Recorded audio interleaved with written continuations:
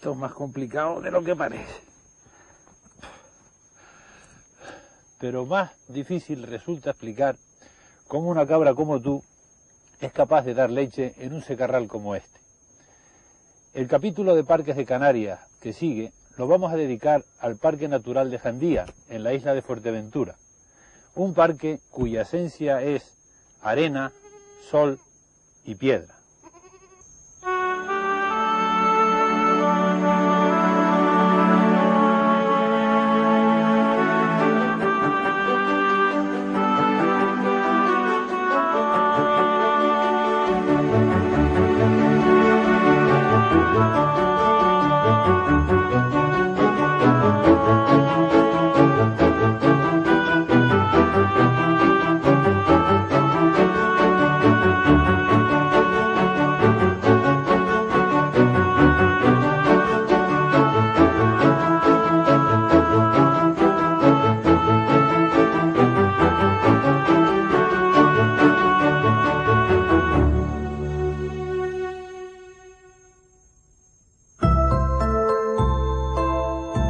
La isla de Fuerteventura, pese a ser la segunda en extensión del archipiélago, es la menos densamente poblada debido a razones históricas, pero sobre todo a su aridez.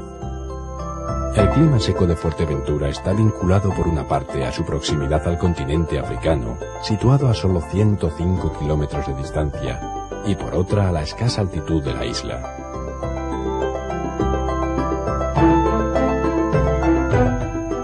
Fuerteventura, con unos 20 millones de años de edad, es una de las islas más viejas de Canarias, y la erosión se ha encargado de dejarla bastante llana. Por ello, las nubes que aportan los alisios no encuentran suficientes montañas que las frenen, y simplemente pasan por encima. Quizás la única excepción a esta regla se encuentra, precisamente, en la región que vamos a visitar.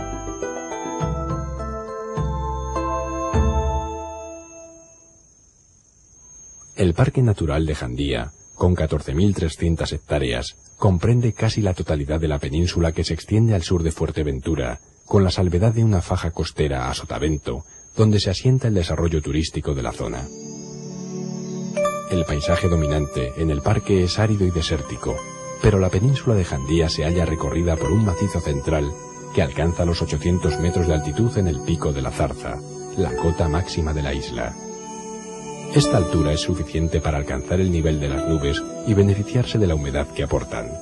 De este modo, nos encontramos en la crestería con un microclima especial, una isla de humedad rodeada por un mar de desierto.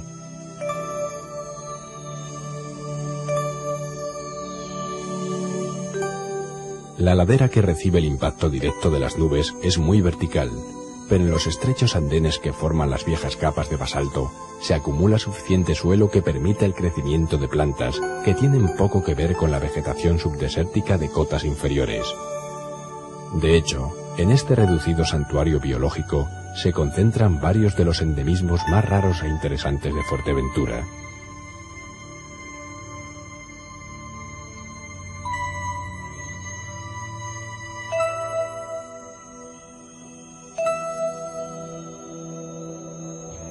La especie más llamativa es la jorja, o tojía, de vistosas flores amarillas, y con las hojas gruesas cubiertas de pilosidad que le dan aspecto sedoso. Sus troncos son muy leñosos y retorcidos, y gracias a la humedad que aporta la bruma, se encuentran tapizados de musgos, hierbitas pasteleras y otras plantas que crecen sobre ellas. Lo mismo ocurre sobre las rocas, donde también se forman jardines en miniatura.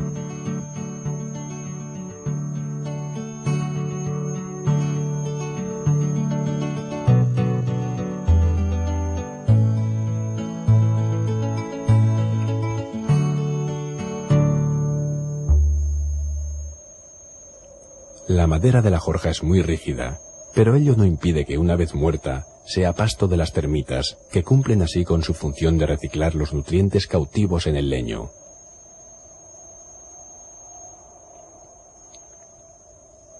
La magarza de Jandía es más verde y jugosa que la jorja, por lo que no es de extrañar que atraiga a inquilinos como la nezara verde.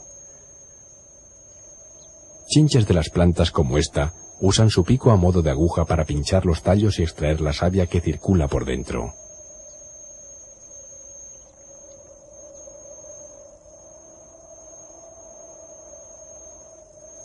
Las flores de la Pulicaria canaria son vistosas y lógicamente atraen a los insectos voladores. Esto brinda excelentes oportunidades a la araña cangrejo, que adopta el mismo color de la flor y espera así, camuflada, la llegada de sus presas. Hoy toca comer mosca.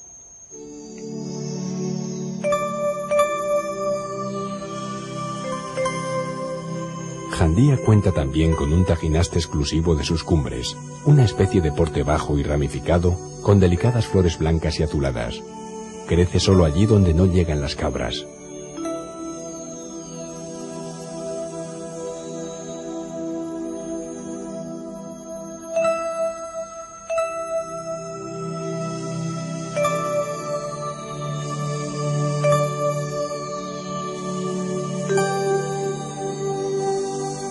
Por el suelo podemos encontrar toda suerte de insectos, pero centraremos nuestra atención en otro invertebrado, el caracol. Estos moluscos son auténticos todoterreno.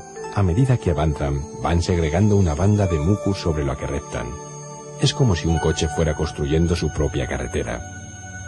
Así no les importa el sustrato, sean piedras ásperas, los líquenes rugosos o las propias plantas que comen y de las que obtienen el agua necesaria para vivir y producir tanta baba.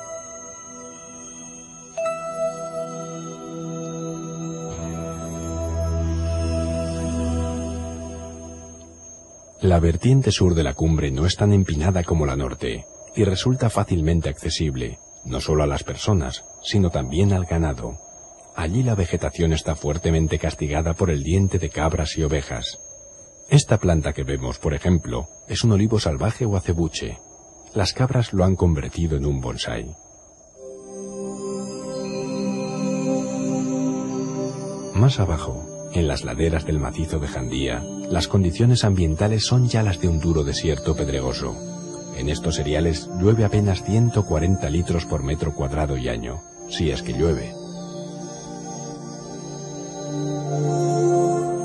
El sol castiga el terreno con rudeza el 75% de las horas posibles, y la temperatura de las piedras, si son oscuras, pueden alcanzar los 66 grados centígrados. Las dilataciones que se producen con los cambios de temperatura entre el día y la noche hacen que las piedras se resquebrajen. Luego el viento arrastra la tierra y todo el paisaje se va convirtiendo en un inmenso pedregal. Solo los líquenes crustáceos logran colonizar estos infiernos de piedra, que no por inertes carecen de belleza, y pueden presentar formas caprichosas como estos tafonis esculpidos por el viento.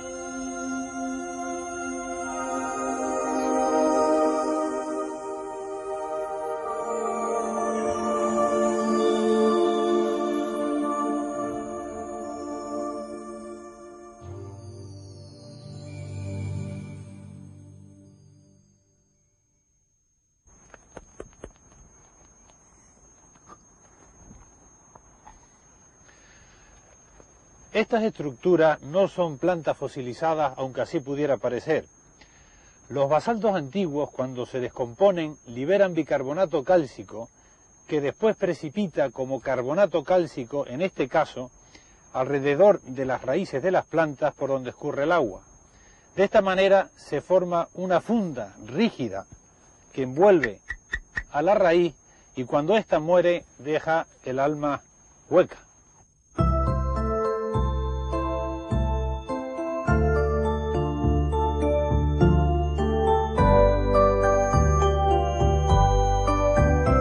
Las plantas que crecen en un ambiente desértico están adaptadas a la escasez de agua.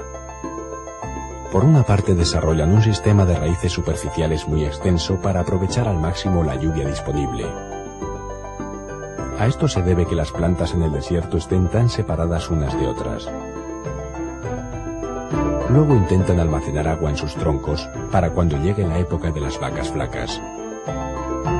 Finalmente, para perder la mínima cantidad de agua posible, se recubren de cera o pelos, reducen el tamaño de las hojas, las dejan caer en verano o las transforman en espinas.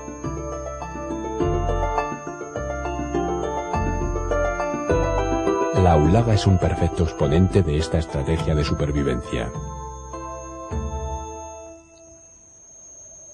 Desde luego, las plantas están mejor protegidas que nosotros para resistir la sequedad.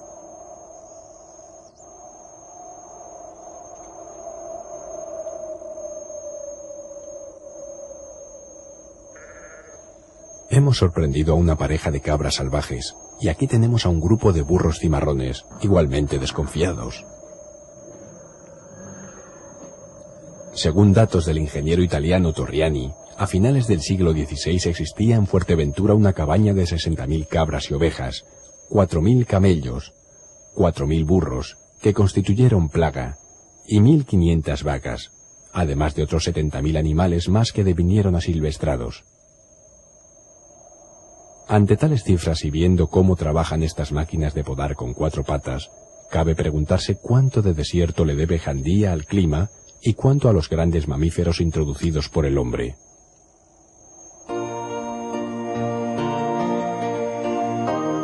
Muchas especies vegetales están adaptadas a resistir el ramoneo de los herbívoros, sobre todo especies de origen africano.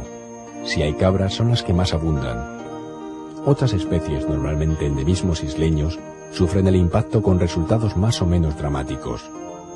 De la pulicaria de Burchard, por ejemplo, solo quedan 8 ejemplares que crecen en Jandía. Es toda la población mundial.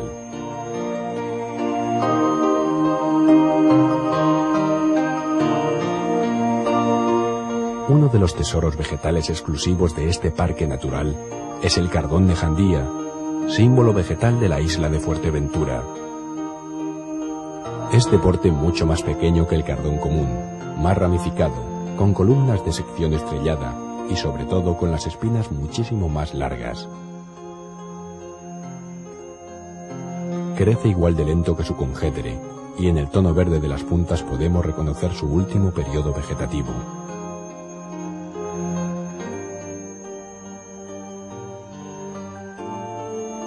En sus tallos muertos se desarrollan algunos insectos interesantes, como este longicornio de los cardones, que con las prisas no parece distinguir entre el tallo de su planta nutricia y la lente de nuestra cámara.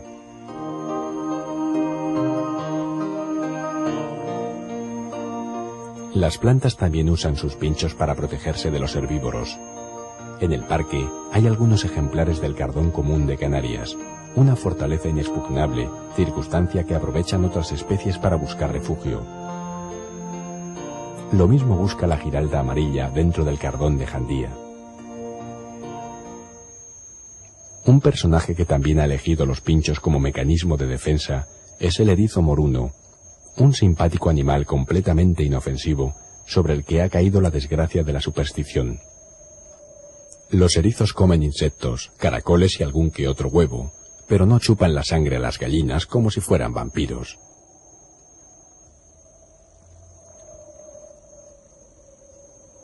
Las aves que pueblan los eriales no son fáciles de ver.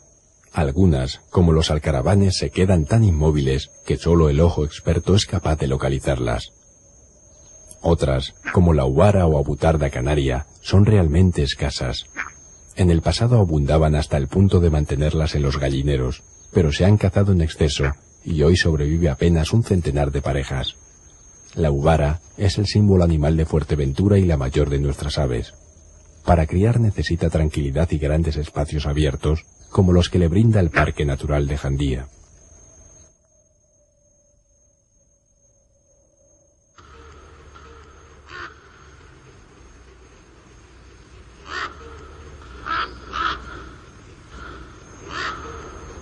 Los graznidos de un cuervo nos revelan la presencia de un bebedero.